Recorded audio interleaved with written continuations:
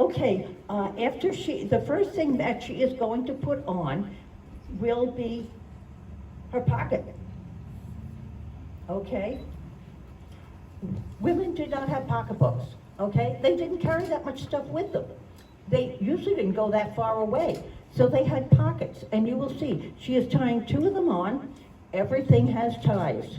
You will not find any buttons on this young lady, okay? After she puts her pockets on, the next thing that she will put on will be a petticoat. This is a skirt, and it was tied around your waist. As it was pointed out before, they had to be adjustable so that there are ties on it. So they could be tighter when you were skinny, and they could be bigger when you weren't skinny. So this is the way all of the clothing was made. It was completely adaptable. The normal woman in the spring, summer, fall probably wore 2 petticoats. In the winter, you would have even worn more. It was a warmth thing, so that's why there were so many. Can you put on your next petticoat, please? Not like putting on your jeans and t-shirts, is it, folks? You know, takes a little longer. And she's got more ties to tie up.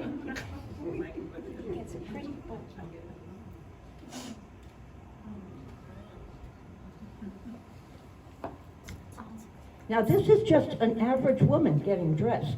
This is not someone who is rich and is going to be going to some special occasion. This is what you did every day.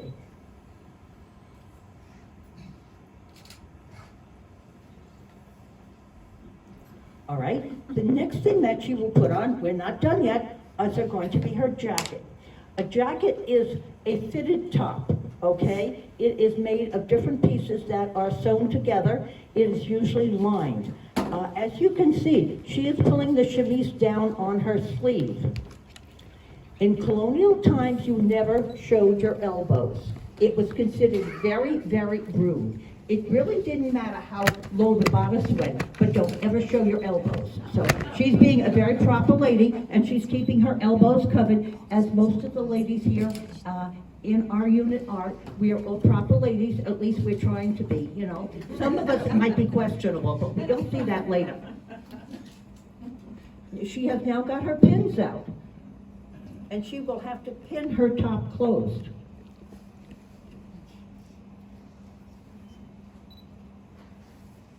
It could be laced, it could be pinned, it could be hook and eyed.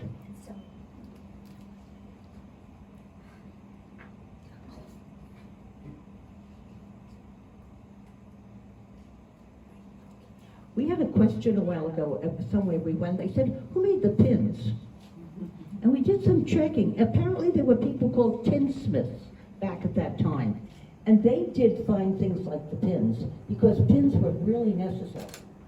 Okay, and what about our modesty scarf? Is that going to be next? A modesty scarf was something that you wore in the winter to keep you warm, in the summer to protect you from the sun, and other times just for modesty, like it says. I will tell you, if it's very, very hot and you're outside, if you put it in water and put it around your neck, it does help. Because we were at some encampments last year where it was 100 degrees, and we know that it helped at that point. You'll have to excuse me, my allergies are acting up, so if I'm not too clear, please be patient with me. It's all that pollen on those trees. Okay, all right, now, oh, she's going to put on her apron now. We have another layer of clothes. Aprons were universally used because they were protective item to save you from the fire if they were wool, and they could also be used to carry stuff and to keep you a little cleaner. It also ties around, if you notice.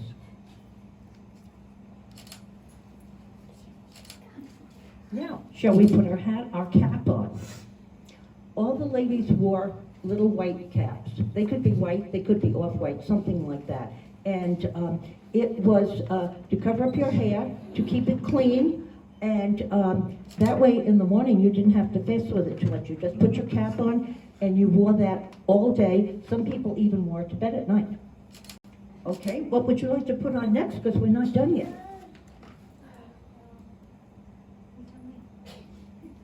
Would you like to put on your mittens or your cape? Okay. In the winter, ladies usually did not have coats. They had capes that they wore. And they were made of wool, sometimes 2 layers of wool, and they usually had a hood. Not always, but usually, because that was something to protect you as you were walking around outside.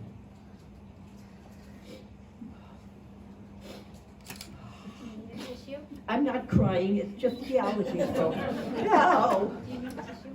What? Do you need a tissue?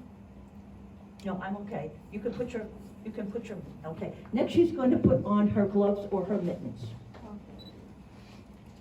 And then it has only taken, what, about 8 minutes to get dressed? So it didn't take the 20 seconds it took you to put your sneakers and your t-shirt and your jeans on this morning. And that was life in 1776.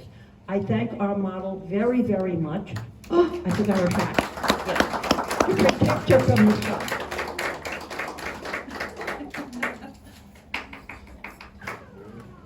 Okay, I would like you to meet Eric. Eric is a militiaman, he's a Minuteman, he's a member of our unit, and he has agreed to show you all of the things that a person would have to get on if they were be put on if they were going out to serve their country. The first thing he's got on is his shirt. You can see it is extremely long. This was kind of like Emily's chemise. She could wear it to bed. He can wear his shirt to bed, okay? Because it was made that long. It could be made out of cotton, it could be made out of linen. He has on knee breeches, and if you can see, they have buttons on the side, because gentlemen got buttons on everything. So just to close up the bottom of his legs, he has to button 10 buttons, okay? And then he's got more on the top, okay? And in the back, the pants were always made, they were laced. So if the men got more to eat in the summer, their tummy got bigger and they could let their pants out. Because they had to use these, they did not have a lot of clothes. And if they got skinny in the winter, they could just pull them right back in. So you had about 3 or 4 inches there, and you could adjust your pants. And they were very smart the way they made clothing back then. Okay, and what would we like to put on next? Our waistcoat? Right, well, tuck the shirt in, then Okay, he is going to put a neck stock on. This is something that was worn by people of all areas. The farmers wore them, the gentlemen wore them. It was similar to the lady's scarf around her neck. That could also be put in the water in the summer to cool you off. You could wear it tightly around your neck in the winter to try to keep you warm. The next is the waistcoat. As you will see, there are more buttons. The gentleman got lots and lots of buttons.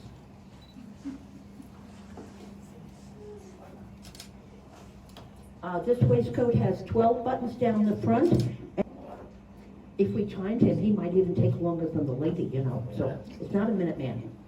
Okay. This is a frock coat that he is putting on. There were many different coats that people wore. This is civilian clothing. This is the things that the people from Attleboro would have worn when they marched off to the Concord Lawn, okay? They had no uniforms at that point. They wore civilian clothes, and that is the way they went to war. He has a frock coat on, which is a very nice one. It has pewter buttons down the front, more buttons, okay? And it has buttons in the back, as you can see. There were buttons everywhere on a man's coat. After this, he could have a long coat, he could have a short coat, he has a nice long frock coat. The next item he is putting on is one of his items to go to war. It is a bayonet, and it has a leather sheath that he will be putting on.